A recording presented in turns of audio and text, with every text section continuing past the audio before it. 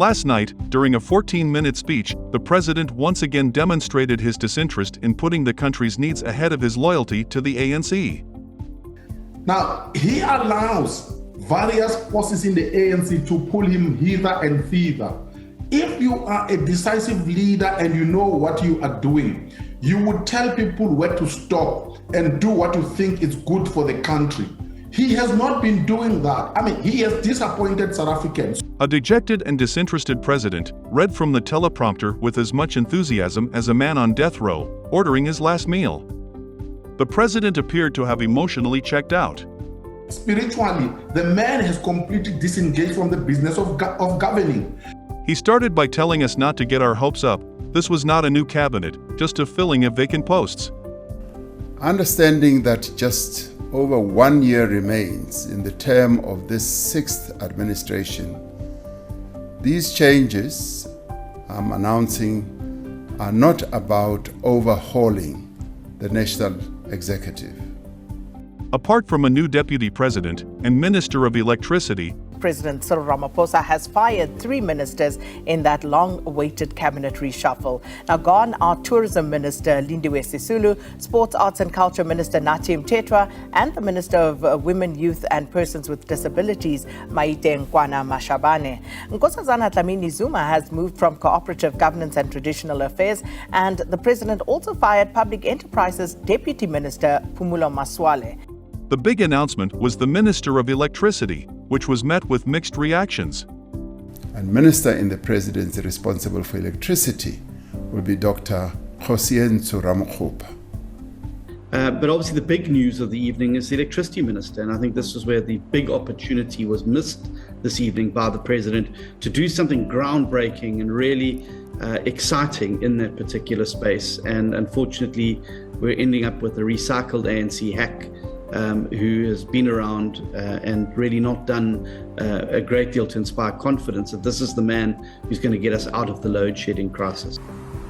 As an individual, Dr. Ramaphosa have a record, a good record, as the mayor of Tshwane. I think that he's not a bad person at all. I think that if other factors were not taken into consideration, he will be a good minister. But the point that we are making is going to be a minister to do what? But practically, all he did was reshuffle a deck of old cards. So, overall, there's no real, these dramatic changes, and I am quite convinced that we're not going to see real action and solutions for the problems of South Africa.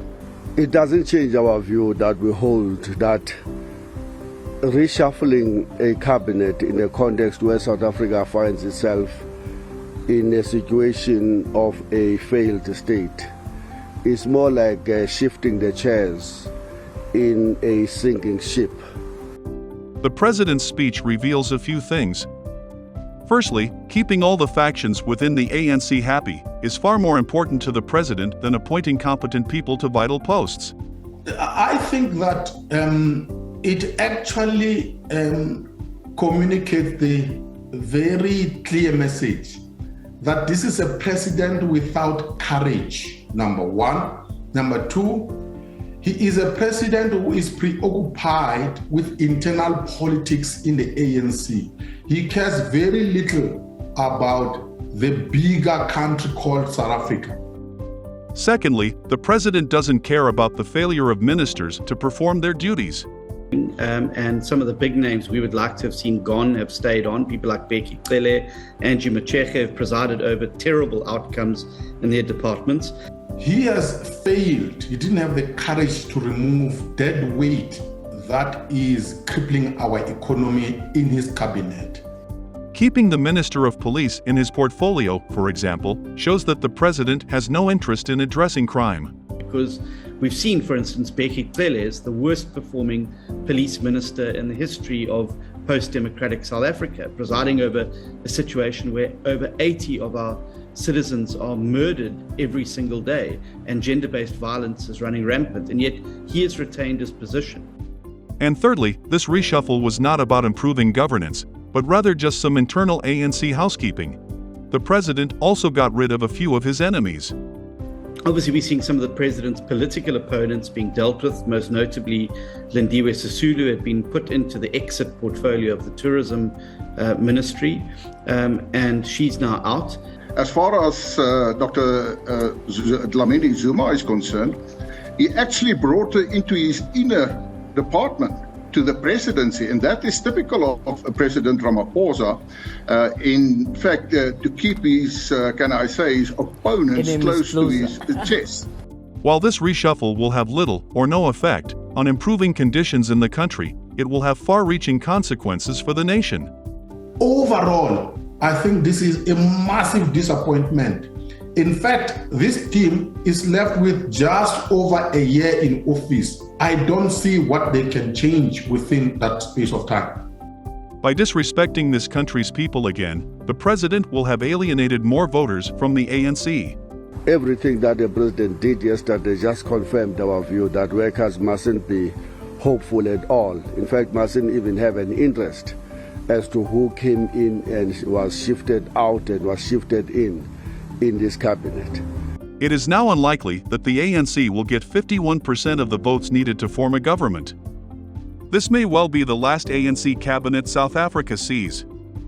There is now a real possibility that after 2024, the ANC will go into coalition with the EFF.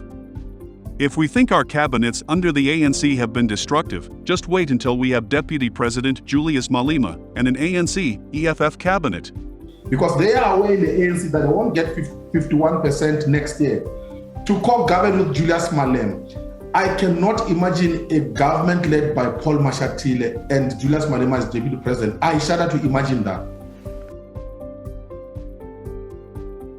If you want to know more about what is happening in the world, check out our sponsor's book, The Ministry of Truth, by Ethan Quinn.